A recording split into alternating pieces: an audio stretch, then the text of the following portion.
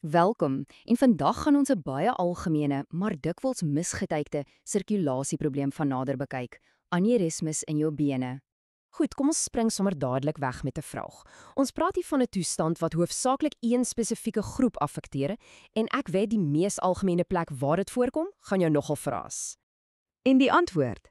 Dis die popliteale arterie aneurysme. Dis nou daai slagaar reg agter jou knie. En dit maak 'n verstommende 70% van alle perifere arterie aneurysmes uit. Dis enorm. So, waaroor praat ons nou eintlik presies? Kom ons breek die kern van die probleem vinnig af. Medies gesproke is 'n aneurysme wanneer 'n deeltjie van 'n slagaar of 'n aar verswak en begin uitswil tot so 1,5 keer sy normale grootte. Die beste manier om daaraan te dink is soos 'n swak plek op 'n hoë druk tuinslang wat 'n permanente bol maak. Nou, hier is waar dit interessant raak. Nie al sulke swelsels is dieselfde nie. Jy kry 'n ware aneurysme. Dis waar die hele wand van die pyp uitbult, soos daai tuinslang voorbeeld. En dan kry jy 'n pseudo-aneurysme, wat eintlik meer soos 'n beheerde lek is, as gevolg van 'n klein gaatjie in die slagaarwand. Hoekom is dit so belangrik? Wel, die deurslaggewende punt is dat hierdie aneurysmes nogal ernstige risiko's inhou. En die skrikwekkende deel is, dikwels is daar geen waarskuwingstekens nie. So, wie loop die grootste risiko? Wel, kyk net hierna. Die verskil is regtig skokkend. Ware aneurysmes in die bene kom voor in 'n verhouding van 30 mans vir elke een vrou. 30 teen 1. Jy sien, die primêre gevaar is nie altyd 'n dramatiese bars soos 'n ballon nie. Eintlik, wat meer dikwels gebeur, is dat bloedklonte binne in daai uitswelling vorm.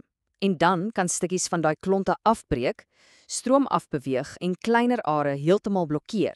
En dit, wel, dit sny die suurstof na die been af. En om sake te vererger, as jy een aneurysme het, is die kans redelik goed daar is dalk nog. Daar is 'n baie sterk verband tussen hierdie aneurysmes agter die knie en die eintlik nog gevaarliker aorta-aneurysmes in die buik. So, die groot vraag is, as so baie van hulle geen simptome wys nie, hoe op aarde vind dokters hierdie versteekte bedreiging voor dit 'n reuse probleem word? Wel, dit begin dikwels met 'n eenvoudige fisiese ondersoek, maar die goue standaard, die beste manier om dit te bevestig, is met 'n duplex ultraglank. Dis pynloos en gebruik klankgolwe om 'n prentjie te vorm. As hulle 'n meer gedetailleerde padkaart nodig het vir 'n operasie, dan sal hulle CT of MR-skanderings gebruik. Goed, so hulle het een gekry en dis riskant beskou, gewoonlik as dit groter as 2 cm is. Wat is die volgende stap? Hoe maak mens dit reg? Daar is basies 2 hoofstrategieë. Aan die een kant het jy tradisionele oop chirurgie.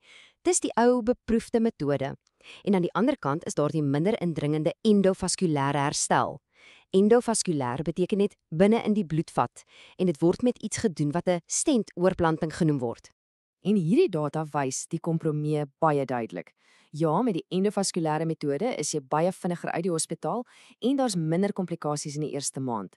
Maar dit lyk of die tradisionele oop chirurgie op die lang duur net beter hou, met minder kans dat jy weer 'n prosedure sal nodig kry. Dis ook nogal belangrik om te weet dat al word dit baie gedoen, die spesifieke apparaat wat vir hierdie endovaskulêre herstel agter die knie gebruik word, tegnies as 'n buite-etiket gebruik beskou word. Al wat dit beteken is dat die toestel nie amptelik vir hierdie presiese plek goedgekeur is nie, alhoewel chirurge dit algemeen en doeltreffend gebruik. So, na al hierdie komplekse mediese inligting, wat is die een ding wat jy regtig moet wegneem? Die hele storie oor aneurysmes in die bene kom eintlik neer op een ding: proaktiewe gesondheidsafsigting en bewustheid. As jy hierdie dinge kan behandel voordat dit 'n noodgeval word, verbeter die kans op 'n goeie uitkoms en om die ledemaat te red dramaties. En dit alles laat ons met 'n baie fascinerende vraag oor die toekoms van chirurgie. Wat is die uiteindelike prys wat ons betaal vir 'n minder indringende prosedure? En hoe balanseer ons 'n vinniger korttermynherstel teen die beste langtermynresultate?